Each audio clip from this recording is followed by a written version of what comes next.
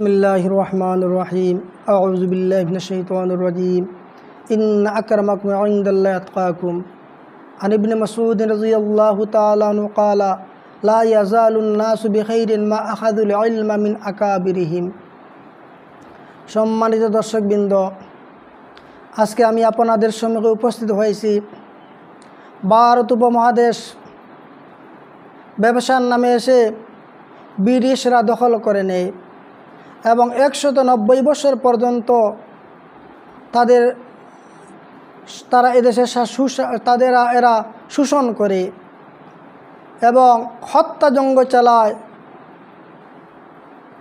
এদেশের মূল্যবান খনিজ সম্পদগুলো ওরা লুটে নেয়। সেই ব্রিটিশের বিরুদ্ধে আন্দোলন করে যারা শাহাদত বরণ করেছেন, দোয়া করি আল্লাহ পাক তাদেরকে শহীদ মর্যাদা দান করেন। এই ব্রিটিশ বিরোধী আন্দোলনে যারা অগ্রণী ভূমিকা পালন করেছেন তারই অন্যতম একজন সিপাহসালার, যাকে ব্রিটিশ আন্দোলনের মাইন্ড ফলক বলা হয়, শেখ ফালাহ বলা হয়। দারুল উলুম দেওবন্দের প্রথম ছাত্র, জমিয়ত উলামা ইসলামের প্রথম সভাপতি হযরত রশিদ আহমদ গঙ্গোবী রহিমাহুল্লাহ, প্রথম সভাপতি হযরত মাহমুদুল হাসান দেওবন্দি রহিমাহুল্লাহ। তিনি 1851 সালে বিলুস্তানে জন্মগ্রহণ করেন। প্রাথমিক শিক্ষা গ্রহণ করে তিনি দারুল উলুম দেওবন্দ তখন প্রতিষ্ঠা লাভ হয়। তখন তিনি কুদুরি ও শরহ জামি ক্লাসের মধ্যে এসে ভর্তি হন। যখন তিনি দারুল উলুম দেওবন্দে ভর্তি হইলেন তখন তারও নাম ছিল মাহমুদ, তার উস্তাদের নাম ছিল মোল্লা মাহমুদ। শাইর চমৎকার বলেন, উস্তাদ भी महमूद है शागिर्द भी महमूद है दारुल उलूम देवबंद क़यामत तक महमूद ही रहे। हज़रत महमूद हसन देवबंदी रहमतुल्लाह अलैहि कासिम नानतवी कासिमुल उलूम वल खैरात রহিমাহুল্লাহর কাছে তিনি দস্তারে ফজিলত অর্জন করেন এবং ইলমে হাদিস গ্রহণ করেন। অতঃপর এমনকি তাকে বলা হয়, শেখুল হিন্দ রহিমাহুল্লাহকে বলা হয় কাসিম নানতভী রহমতুল্লাহ আলাইহির প্রতিচ্ছবি। তার এই চিন্তা ভাবনা আদর্শের মূর্তি প্রতীক হিসাবে যাকে বিবেচিত করা হয়। অতঃপর আধ্যাত্মিক জ্ঞান অর্জন করার জন্য তিনি রশিদ আহমদ গঙ্গোবী রহিমাহুল্লাহর কাছে বায়াত গ্রহণ করেন। রশিদ আহমদ গঙ্গোবী হিসাবের একটি উসুল ছিল, যতদিন হাজী সাহেব জীবিত ছিলেন তিনি সরাসরি কাউকে ইজাজত দিতেন না। তখন হাজী সাহেবের কাছে চিঠি লেখলেন। হাজী সাহেব তাই চিঠি পেয়ে মাহমুদুল হাসান দেওবন্দি রহিমাহুল্লাহ আলাইহিকে খেলাফত প্রদান করেন। অতঃপর শিক্ষকতা চতুর্থ স্তরের শিক্ষক হিসাবে তিনি দারুল উলুম দেওবন্দের মধ্যে শিক্ষকতার কাজে নিয়োজিত হন। রশিদ আহমদ গঙ্গোবী রহিম ইন্তেকালের পরে দারুল উলুম দেওবন্দের প্রধান পৃষ্ঠপোষক একাধারে তিনি শেখুল হাদিস এবং সদরুল মুদাররিস হিসাবে নির্বাচিত হন। উনি কত বড় আলিম ছিলেন শেখুল হিন্দ রহিমাহুল্লাহ বলেন, তার ছাত্রের দিকে তাকাও। তারই ছাত্র চলতা ফিরতা কুতুবখানা, চলন্ত লাইব্রেরি আনোয়ার শাহ কাশ্মীরি। তারই ছাত্র উবাইদুল্লাহ সিন্ধি, হাজার গ্রন্থ প্রণেতা আশরাফ আলী তানভী, শেখুল আরব আল আজম হুসেন আহমদ মাদানী, মুফতি আজম মুফতি কাফায়েতুল্লাহ দেহলভী, হাবিবুল্লাহ উসমানী, শিব্বির উসমানী, আসগর হুসেন সাহেব, এরা ছিলেন তার ছাত্র। এক একটা দিনের এক একটা সূর্য।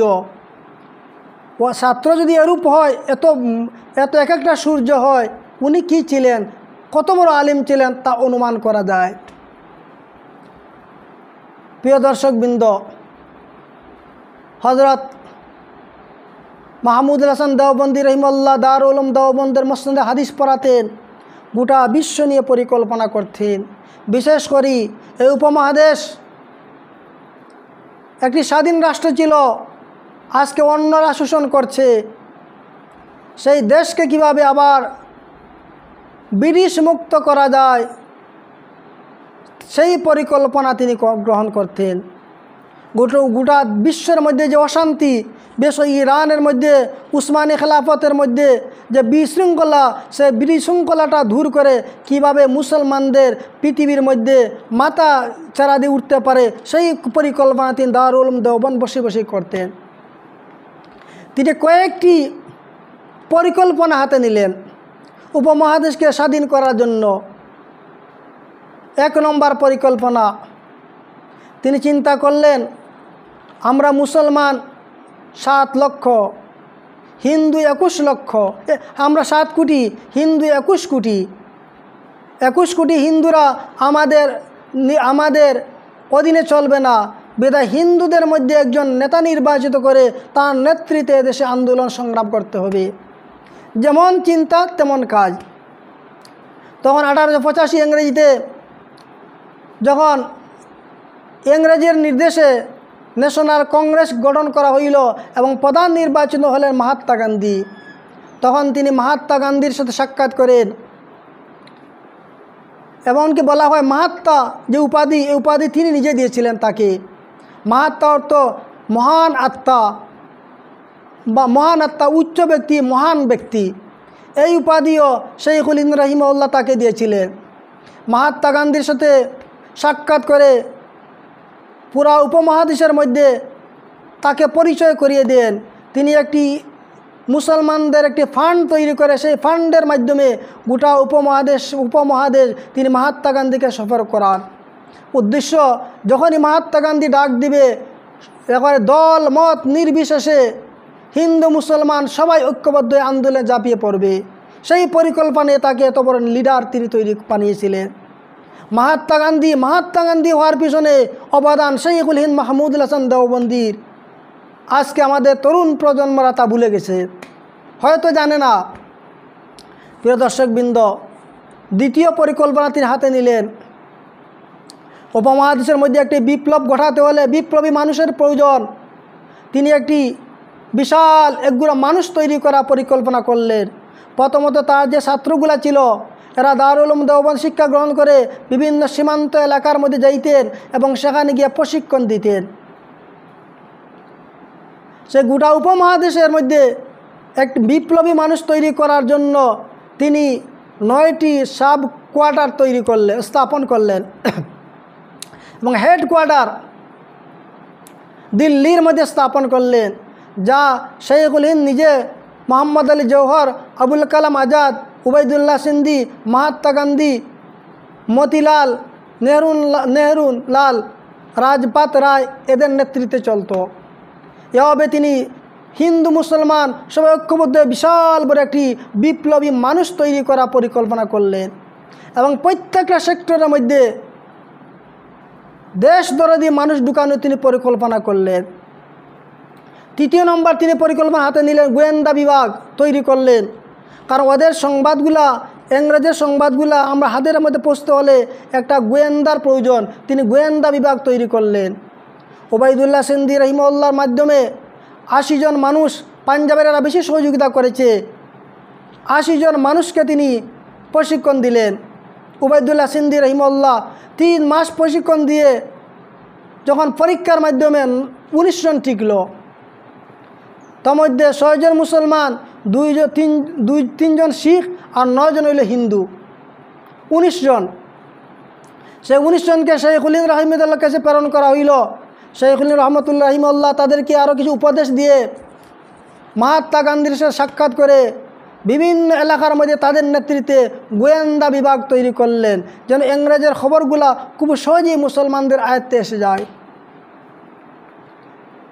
প্রথমে নেতা নির্বাচিত করলেন, দ্বিতীয় বিপ্লবী মানুষ তৈরি করলেন, তৃতীয় গোয়েন্দা বিভাগ তৈরি করলেন।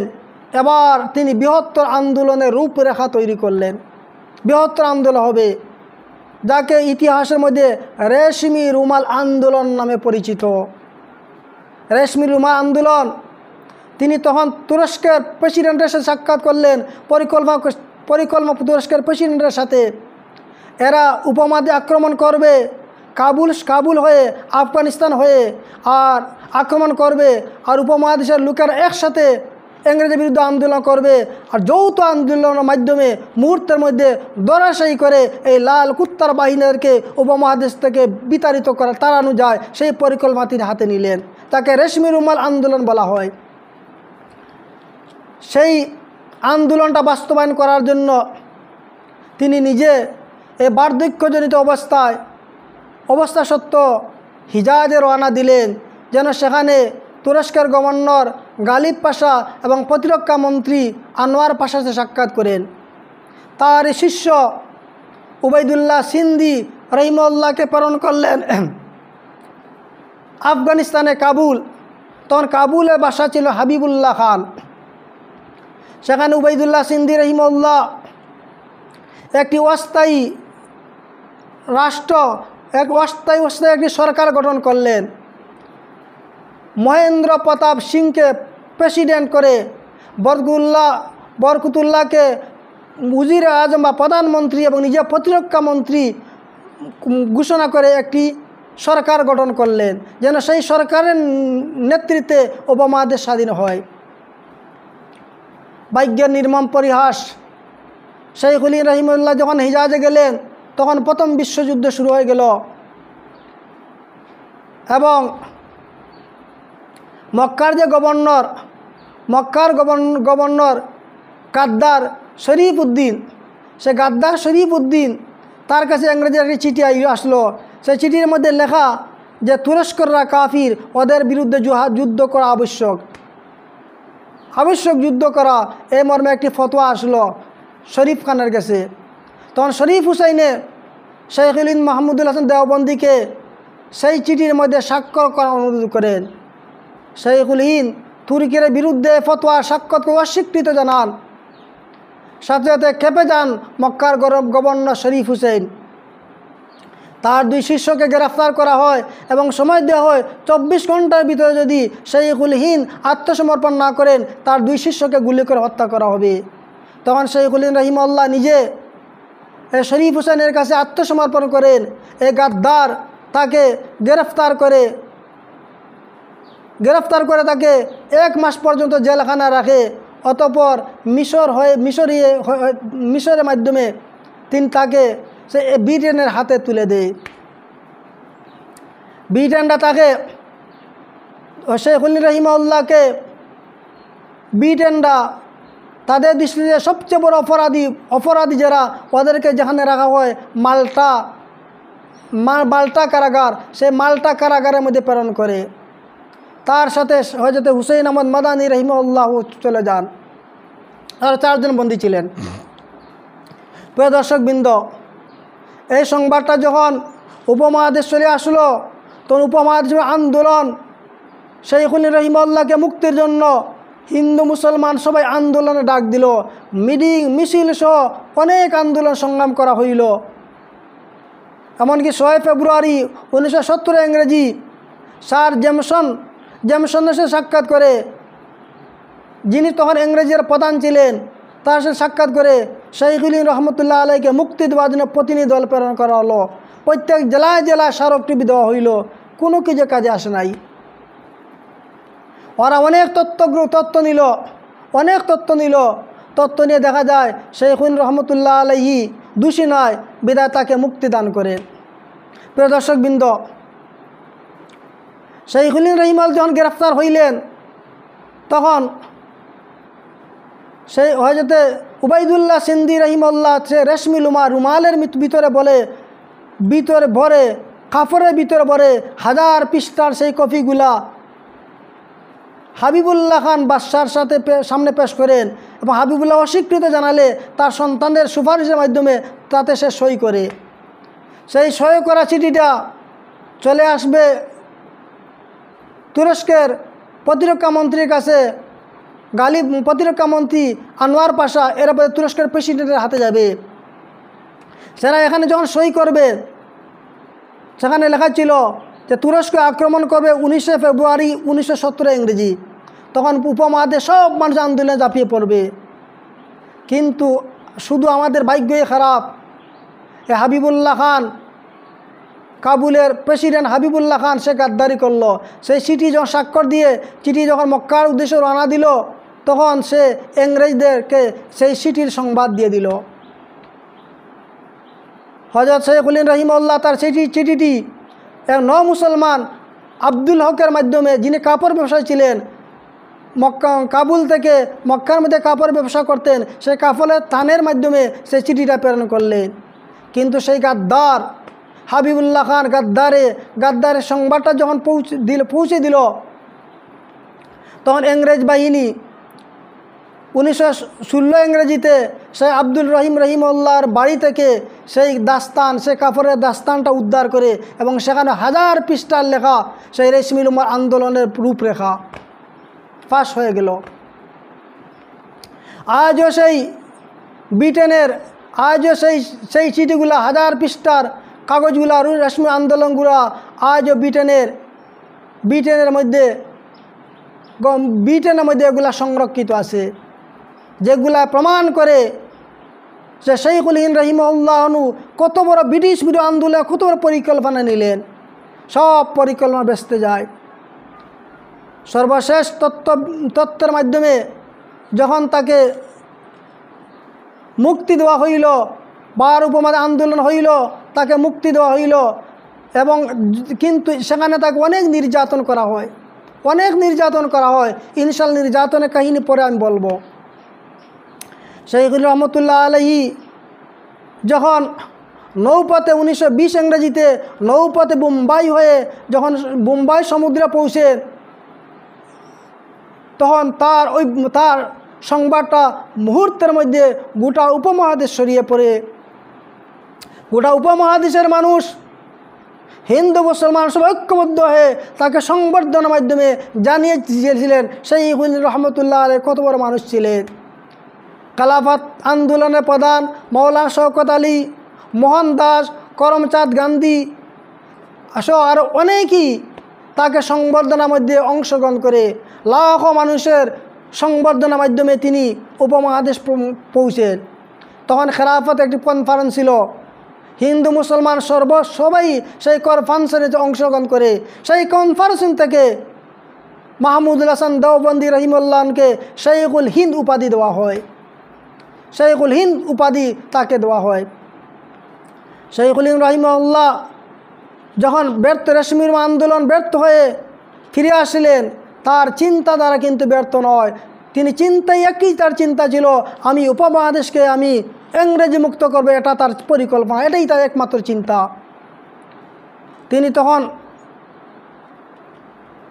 তিনি সেখানে থাকা অবস্থায় 1919 ইংরেজিতে জমিয়তে উলামায়ে হিন্দ গঠন করা হয় এবং মুফতি কিফায়াতুল্লাহকে ভারপ্রাপ্ত সভাপতি করে গঠন করা হয়। তিনি যখন চলে আসলেন, তখন দিল্লিতে জমিয়ত কনফারেন্স প্রায় 3 দিন পর্যন্ত চলল।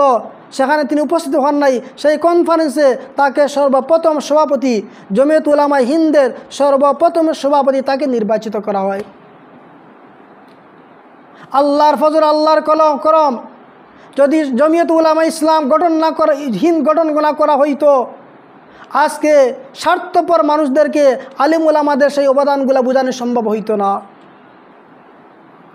উপমহাদেশ স্বার্থপর মানুষ, আলিম উলামার অবদান বুঝে না, ওদেরকে এই উপাদানগুলো বোঝানো সম্ভব হতো না। 1919 ইংরেজিতে জমিয়ত উলামায়ে ইসলাম যখন গঠন করা হয়, শাইখুল রহিমাহুল্লাহ প্রথম সভাপতি নির্বাচিত হন। তখন তিনি খেলাফত আন্দোলনের প্রধান মোহাম্মদ আলী জওহর সহ প্রধানকে নিয়ে তিনি একটি উলামায়ে কেরামের মতামত নিয়ে তিনি অসহযোগ আন্দোলনের ঘোষণা দেন এবং প্রায় 500 আলিমুল স্বাক্ষর গ্রহণ করেন। অসহযোগ আন্দোলনের 4টা মূলনীতি ছিল। 1 নম্বর মূলনীতি, অসহযোগ আন্দোলনের প্রথম পয়েন্ট ছিল, উপমহাদেশের হিন্দু মুসলমান কেউ ইংরেজের কোনো খেতাব, কোনো সনদ আমরা গ্রহণ করব না, বর্জন করব সবাই। 2 নম্বর, যত শিক্ষা প্রতিষ্ঠান আছে, কোনো শিক্ষা প্রতিষ্ঠানের মধ্যে আমরা নিজেরও কোনো ছাত্র দিব না, আমাদের প্রতিবেশী কারো কোনো ছাত্রকে আমরা শিক্ষা প্রতিষ্ঠানে লেখাপড়া করা দিব না। প্রয়োজন আমরা নিজের শিক্ষা প্রতিষ্ঠান তৈরি করব, নচেত আমাদের সাথে এভাবেই থাকবে। শিক্ষা প্রতিষ্ঠান যেন ছাত্র শূন্য হয়ে যায়। তৃতীয় পয়েন্ট ছিল, সরকার যদি কোনো কাউন্সিলে আহ্বান করে আমরা উপমহাদেশের কোনো মানুষ তাদের সেই কাউন্সিলে সাথে সেই আহ্বানে আমরা যাব না। যারা যাবে এরা জাতীয় গাদ্দার হিসেবে বিবেচিত হবে। অসহযোগ আন্দোলনের 3 নম্বর পয়েন্ট ছিল। 4 নম্বর আদালত বর্জন। আমরা আদালতে যাব না, আদালতের কোনো শুনানি যদি আসে আমরা শুধু মামলাও করব না, কোনো শুনানিতে আমরা অংশগ্রহণ করব না। সাথে সাথে শাইখুল রহিমাহুল্লাহ মহাত্মা গান্ধীর সাথে ইহা নিয়ে আলোচনা করেন এবং হিন্দু মুসলমান সবাই শাইখুল রহিমাহুল্লাহ যে পরিকল্পনা অসহযোগ আন্দোলন, সেই অসহযোগ আন্দোলনে সবাই যোগ দেয়। মুহূর্তের মধ্যে এই নির্যাতন নিপীড়িত উপমহাদেশের মানুষ, হিন্দু মুসলমান শিখ কেউ কোনো বাস বিচার নাই, সবাই অসহযোগ আন্দোলনের মধ্যে শরিক হয়ে যায়। প্রিয় দর্শকবৃন্দ, শাইখুল হিন্দ মাহমুদুল হাসান দেওবন্দি রহিমাহুল্লাহ অসহযোগ আন্দোলন যখন হইল, তখন বিশেষ করে আলিগড় বিশ্ববিদ্যালয়ের ছাত্ররা সরকার ইংরেজের তৈরি আলিগড় বিশ্ববিদ্যালয়ের ছাত্ররা আলিগড় বিশ্ববিদ্যালয় বর্জন করেন।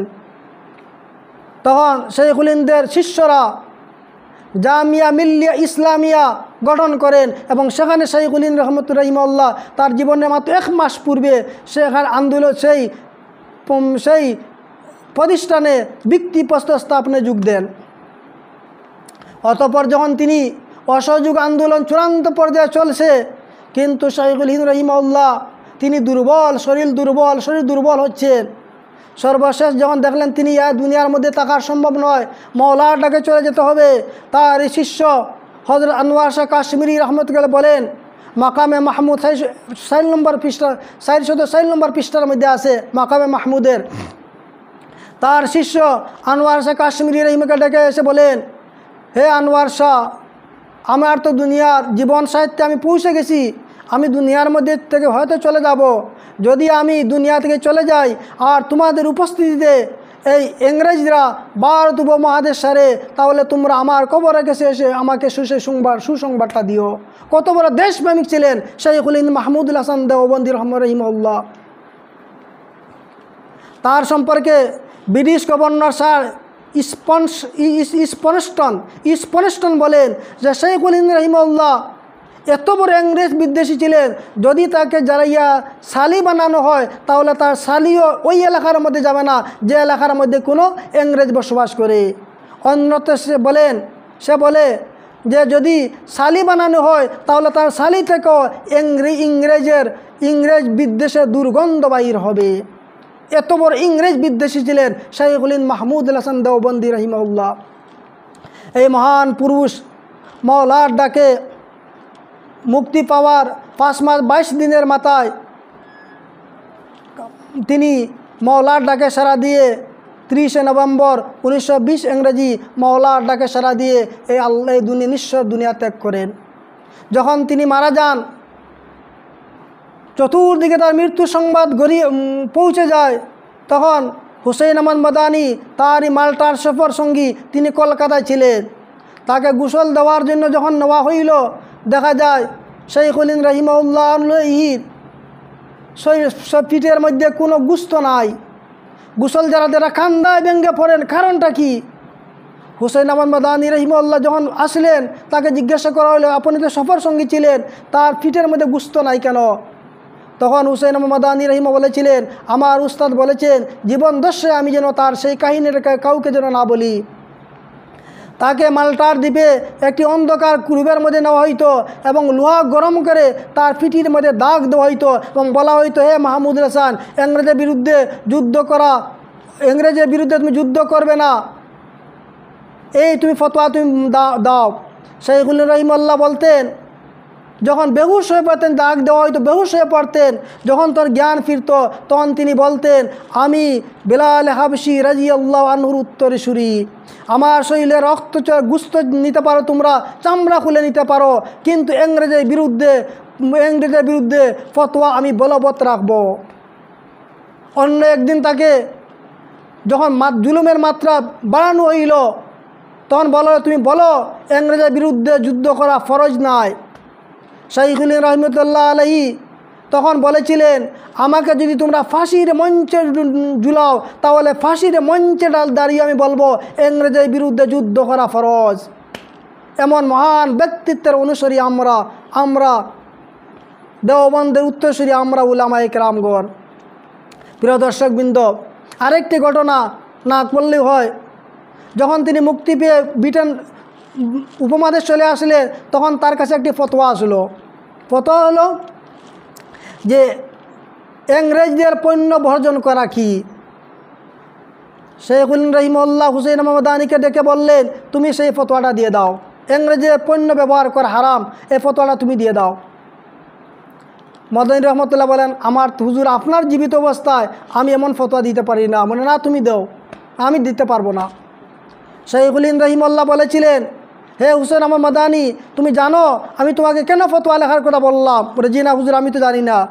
বলে, আমি যে ইংরেজ সরকারের জুলুম নির্যাতন নিপীড়ন আমার উপরে দেওয়া হয়েছে, স্টিম রুলার চালিয়ে হয়েছে, আমাকে শুধু আমার বডির তো অনেক অংশ সেখানে রেখে দেওয়া হয়েছে, কিছু অংশকে আমাকে ফেরত দেওয়া হয়েছে, আধা মৃত্যু অবস্থা আমাকে ফেরত দেওয়া হয়েছে, আমার উপরে যে জুলুম নির্যাতন করা হয়েছে, আমি যদি এখন ফতোয়া লেখি, বলা না হয় শয়তান ওয়াসওয়াসা দিতে পারে যে আমাকে আবার গ্রেফতার করা হবে, সেই গ্রেফতার বয়ে ফতোয়ার মধ্যে হয়তো কোনো ত্রুটি আসতে পারে, গ্রেফতার বয়ে জুলুম নির্যাতনে বয়ে হয়তো ফতোয়ার মধ্যে কোনো ত্রুটি আসতে পারে। এজন্য আমি বলছি, আমি না, তুমি ফতোয়া দেও, তুমি যুবক, তুমি এমন নির্যাতন বুক করো নাই। এমন মহান ব্যক্তির উত্তরসূরি আমরা, দারুল উলুম দেওবন্দের সন্তানেরা। প্রিয় দর্শকবৃন্দ, সেই হুসেইন আহমদ মাদানী হজরতে মাহমুদুল হাসান দেওবন্দি রহিমাহুল্লাহ আলাইহি, সেই করুণ ইতিহাস, ব্রিটিশ আন্দোলনের ইতিহাস দারুল উলুম দেওবন্দের সূর্য সন্তানেরা জানা আছে। বিদায় ঢাকার মানবাধিকার কমিশন স্থাপনের বিরুদ্ধে সবচেয়ে বেশি সোচ্চার জমিয়তে উলামা ইসলাম। জমিয়তে উলামা ইসলামের প্রথম সভাপতি নির্যাতন বুক করেছেন, বিদায় সবচেয়ে বেশি সোচ্চার জমিয়তে উলামা ইসলাম। আরও সোচ্চার দেওবন্দের উত্তরসূরি খেলাফত মজলিস, এরাই বেশি, তারপরে বেশি সোচ্চার। এরপরে এই সকল মানবতা কমিশনের বিরুদ্ধে সোচ্চার দেওবন্দের সাথে সাদৃশ্য যারা ইসলামী আন্দোলন সবাই, আমরা সবাই। প্রিয় দর্শকবৃন্দ, শেখুল রহিমাহুল্লাহ ইতিহাস বলা উদ্দেশ্য হইল আমরা বাংলাদেশের মধ্যে আজও শেখুল মাহমুদুল হাসান দেওবন্দি রহিমাহুল্লাহ আলাইহির লাখো উত্তরসূরি আমরা জীবিত আছি। আমরা জীবিত থাকতে বা এই বাংলাদেশের মধ্যে বাংলাদেশের মধ্যে মানবাধিকার অফিস স্থাপন করতে দেওয়া যাবে না। আমরা প্রয়োজনে সেই শেখুল রহিমাহুল্লাহ আলাইহি সেই পথ অবলম্বন করব। উলাইকা আবাই ফাজিনি বিমিসলিহিম ইজা জামাআতনা ইয়া জারিরুল মাজামিউ, তারাই মুদের পূর্বসূরি, যাদের নিয়ে গর্ব করি, কোন মুখেতে বড়াই করো, লও তো দেখি তাদের জুরি। আমরা আবারও শেখুল হিন্দের সেই ব্রিটিশ বিরোধী আন্দোলনের স্প্রিয়া নিয়ে আবার আমরা ময়দানে ঝাঁপিয়ে পড়ব। ডক্টর ইউনূস সাহেব, আপনি তো অস্তিত্ব নিয়ে আপনি বাংলাদেশ থেকে আপনি আপনার উপদেষ্টা পরিষদ বাংলাদেশ থেকে পলায়ন করতে বাধ্য হবে। অভিষ্ট হওয়ার দূরের কথা, আপনি আপনার অস্তিত্ব রক্ষা করার জন্য উপমহাদেশ থেকে পালাতে বাধ্য হবে। প্রিয় দর্শকবৃন্দ, সর্বশেষ শেখুল হিন্দের উত্তরসূরি, দারুল উলুম দেওবন্দের উত্তরসূরি সকল আলিম উলামা তরুণদেরকে শেখুল হিন্দের ইমানি চেতনায় বলিয়ান হওয়ার উদাত্ত আহ্বান রেখে আমি আমার সংক্ষিপ্ত আলোচনা এখানে শেষ করলাম।